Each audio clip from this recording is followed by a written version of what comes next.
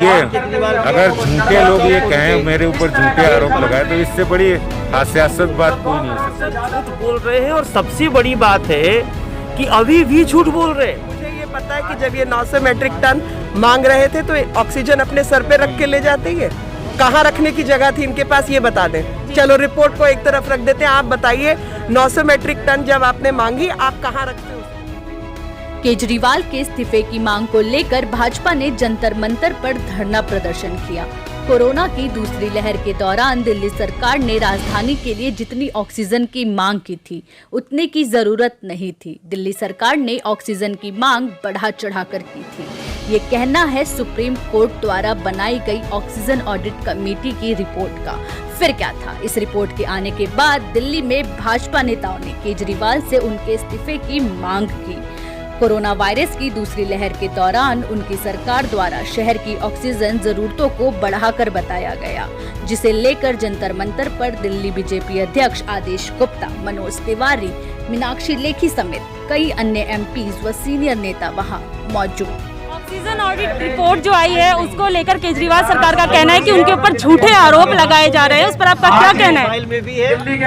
देखिए, अगर झूठे लोग ये कहें, मेरे ऊपर झूठे आरोप लगाए, तो इससे बड़ी हास्यास्पद बात कोई नहीं हो सकती। जब उनकी चोरी पकड़ी गई, जब उनको ये साबित हो रहा है कि उन्होंने ऑक्सीजन की जरूरत से ज्यादा डिमांड की है और दिल्ली में मिसमैनेजमेंट किया है, ये जो मिसमैनेजमेंट के कारण दिल्ली में हजारों लोगों की जानें गई, और जब उन्होंने ऑक्सीजन के नाम पे पैनिक क्रिएट किया और इस पैनिक क्रिएट से जब केंद्र ने उनको ज्यादा ऑक्सीजन दी, और इसके कारण से देश के 12 ऐसे राज्य हैं जहां पर ऑक्सीजन की कमी से निर्दोष लोगों की जाने गई। ये जो लापरवाही केजरीवाल ने की, जो पैनिक क्रिएट किया, ये जो झूठ बोला है, ये जो अपनी नाकामी छुपाने के लिए केंद्र पर दोषारोपण किया है, इसके दोषी केजरीवाल है। आपराधिक लापरवाही अरविंद केजरीवाल ने की है, उन पर मुकदमा चलना चाहिए।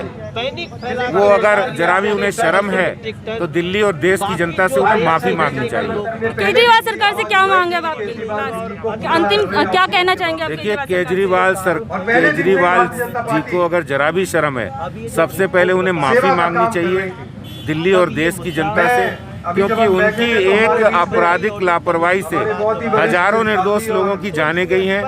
उन्होंने झूठ बोला है, उन्होंने व्यवस्थाओं का मिसमैनेजमेंट किया है। इस कोरोना पैंडेमिक में जब हर कोई कोरोना के खिलाफ लड़ाई लड़ रहा था, तो उस समय उन्होंने मिसमैनेजमेंट किया। बीजेपी की तरफ से जो आरोप लगाए जा रहे हैं वो सारे झूठे बताए जा रहे हैं। ऑक्सीजन ऑडिट कमेटी की जो रिपोर्ट आई है उसे भी झूठी बताया जा रहा है।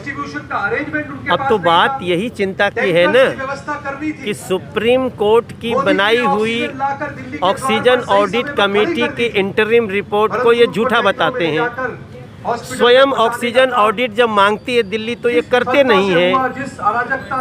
जब एक एक सिलेंडर के लिए देश जूझ रहा होता है तब ये उस पर पैनिक फैलाते हैं।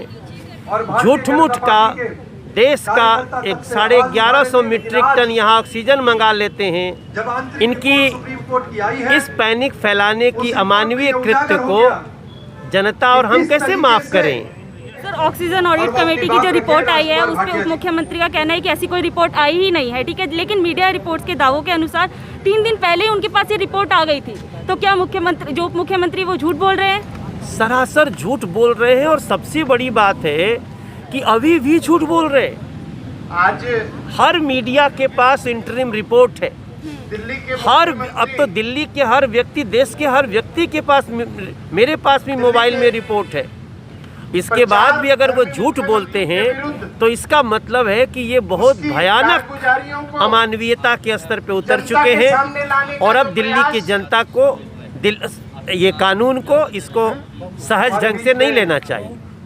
मैम, क्या कहेंगी, दिल्ली सरकार की तरफ से कोरोना की दूसरी लहर में लोगों के बीच पैनिक फैलाने की कोशिश की गई थी? बिल्कुल कोशिश की गई थी कोरोना की लहर में पैनिक फैलाने की, ऑक्सीजन की ब्लैक करने की, कॉन्सेंट्रेटर्स की ब्लैक करने की, और इस सब हरकतों के लिए अरविंद केजरीवाल जिम्मेवार है। जो केजरीवाल सरकार है वो लगातार ये कह रही है कि ऑक्सीजन ऑडिट रिपोर्ट जो आई है वो सरासर झूठी है। उनके अगर जिस दिन वो रिपोर्ट को सच्चा कहने लग गए तो समझिए वो झूठी है, क्योंकि सबसे बड़े झूठे वो खुद हैं।